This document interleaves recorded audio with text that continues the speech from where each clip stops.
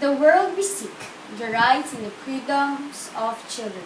Ladies and gentlemen, it is my pleasure to welcome you to the High-Level Conference on Justice for Children, jointly organized by the European Union and United Nations Children's Fund.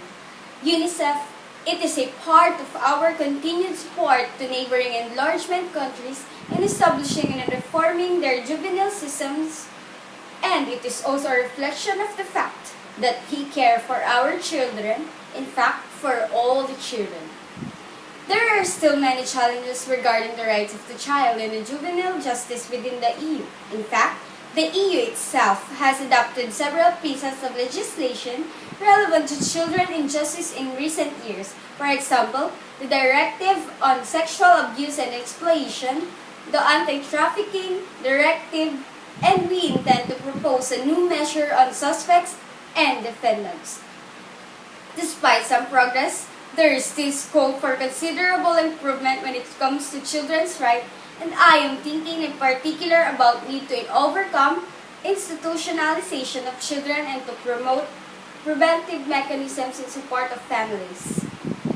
And our concern don't just end here. Let me mention other important areas that need to be addressed. First, lack of prioritizing children's rights in criminal proceedings, insufficient free legal aid for juveniles, lack of effective alternatives to detention and hence an overuse of detention, lack of specific measures for child victims leading to unnecessary trauma and re-victimization. This is why it is so important that neighboring and enlargement countries not only adhere to international human rights standards, but they also might ensure the effective implementation of recently adopted criminal justice legislation, which in some countries is very progressive.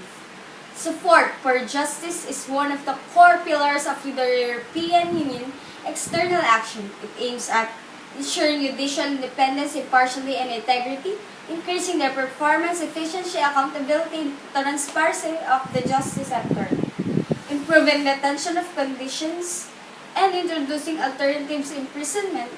Successfully, justice reform initiatives are those built on national priorities enjoying full political, successful justice, and state decision makers. In the neighborhood countries, the Commission is supporting juvenile justice reform with the National Rule of Law Agenda in Ukraine, Georgia, Moldova, Azerbaijan, and Armenia through financial and technical assistance provided by European Neighborhood and Partnership Instrument.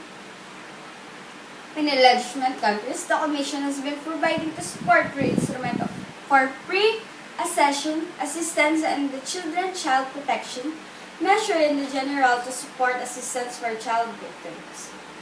We remain committed to supporting projects and policies that enhance child protections and strengthen the rights of children, including as victims or in the context of criminal proceedings. Recognizing the juvenile justice reform is a key entry point for the promotion and protection of children's rights.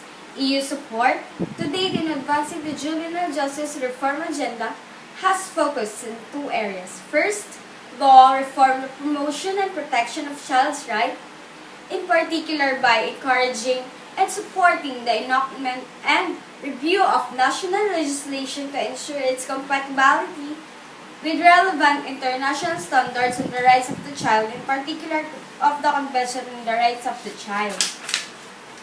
Enhancing the capacity of law enforcement agencies for investigation into violation of children's rights, and developing of child-friendly procedures in pre-trial court proceedings. Second, combating and discouraging violations of children's rights, in particular by prohibiting violations of the children's rights and ill treatment of children in law, including criminal law, and ending impunity for violations of children's rights, and taking effective legislative, administrative, judicial, and other measures to prevent violations of children's rights under the jurisdiction of the state and combat impunity for such violations.